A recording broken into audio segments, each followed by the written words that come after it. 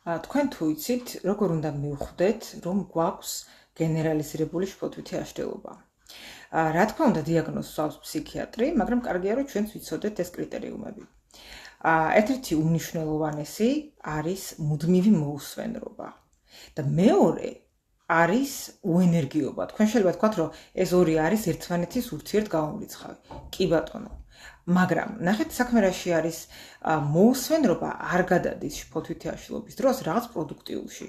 ანუ ჩვენ შეიძლება ვფიქრობდეთ იმას, რომ დედლაინი ახლოვდება, ვფიქრობდეთ იმას, რომ რაღაც აი ხა მე რო წევარ ამ დროს არაფერს არ ვაკეთებ, დროს ვკარგავ, ჩემი ცხოვრება იფლანგება. ანუ ნერვიულობდეთ და ვიყოთ მოუსვენრები.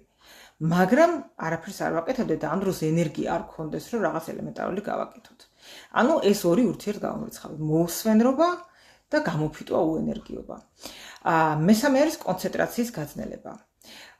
რა თქმა უნდა, ადამიანს თუ მსგავსი ფიქრები აწუხებს და დიდი ხნის მანძილზე აქვს შფოთვა, იქ უკვე რაღაცა კონცენტრირდეს ჩვენი ფსიქიკა იმაზე, რომ შეისწავლოს მისთვის რაღაც უინტერესო, არის წარმოუდგენელი, იმიტომ რომ ჩვენ ვართ გადარჩენის რეჟიმში ამ დროს.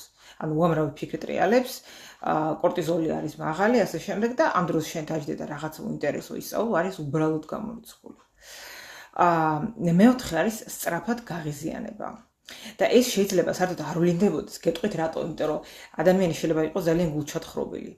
ანუ მან შეიძლება თქვას, რომ აი მე ძალიან სწრაფად ვღიზიანდები ყველაფერს და ეს არ ეტყობოდეს.